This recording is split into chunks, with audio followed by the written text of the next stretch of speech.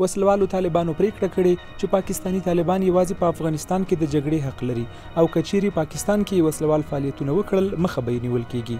اسناد ښیي د وسلوالو طالبانو استخباراتي کمیسیون د پاکستان کوټه ښار کې یوه غونډه کړې چې د خپل جګړې اړوند ځینې پریکړې کړې. زاوی نیوز ته رسیدلي اسنادو کې لیکل شوي پاکستانی طالبان حق نه لري د پاکستان ښارونو کې عملیات فعالیت او یا هم څوک اختطاف کړي. همداراز پاکستانی طالبانو ته ویل شوي چې د افغان حکومت خلاف له جګړې پرته نورو سیمو او هیوادونو کې د فعالیت اجازه نه لري او کچېرې دغسې کومه کړنه ولیدل شوه نو سخته سزا به ورکول کیږي. د وسلوالو طالبانو له لوري پاکستانی طالبانو ته ویل شوي چې دوی حق نه لري د افغان حکومت اړوند سیمو څخه پرته د نورو هیوادونو یعنی پاکستان هیواد اتباع وګواخي.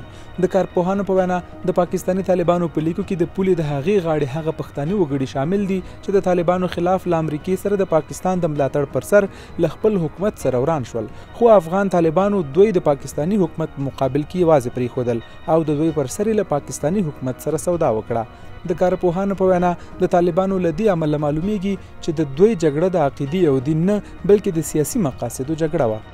کله چې د طالبانو امارت سقوط وکړ د فرضي کرښې د هغه غاړې ډېرو خلکو البته ساده لو خلکو فکر کاوه چې دوی د اسلام لپاره جنګېږي نو د دوی په ملاتړ باندې حتی د پاکستان له حکومت سره شخړې راغلې لیکن طالبانو ډېر ژر هغه خلک د پاکستان د حکومت ترحم ته پرېښودل هغوی سره یې نامردي وکړه بلکې د هغو په ځپلو کې د پاکستان له حکومت سره همکاري وکړه پټه او ښکاره او تر اوسه پورې هغه پروسه دوام لري. د دوی لپاره د پاکستان د ګټو په مقابل کې حتی خپل هغه ملګري په سخت وخت کې په دوی درېدلي دي هم هیڅ ډول اعتبار نه لري. یو شمېر نور کارپوهان زیاتوي پاکستانی استخبارات هڅه کوي چې د بین الافغاني مذاکراتو د پیل په درشل کې په افغان حکومت د فشار واردولو لپاره جګړه زیاته کړي او د جنګیالیو شمېر دې هم ډیر شي. دوی وایي د جعلي جګړو او وسلوالو ډلو جوړول د پاکستان لپاره اسانه ده چې کله یې خوښه شي جوړوي او د اړتیا پوره کېدا وروسته یې بیرته ختموي.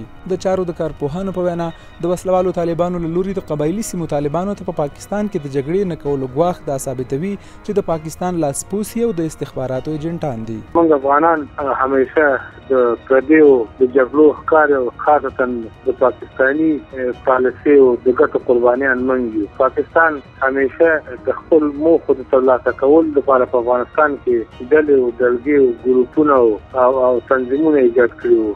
هماغه وخت را په دې خوا تر موجوده حاله پورې چې موږ ګورو موږ د هماغه پاکستاني د ګټو قربانیان یو. تازه څرګندونې دا شوي چې افغاني طالبانو پاکستاني طالبان ته ګواښ کړی چې تاسو په افغانستان کې جګړه وکړئ خو د پاکستان د حکومت په مقابل کې جګړه مه کوئ. نو یعنې معنا یې دا ده چې موږ افغانان که ووژل شو پروا نشته خو چې پاکستانیان ونه وژل شي. د ویلو ده چې وړمه ورځ د پاکستان د پوځ لوی درستیز هم وزیرستان ته تللی و او هلته یې ځینې پټې او ښکاره ناستې کړي او ویلي دي چې د پاکستاني طالبانو فعالیتونه به محدودیږي.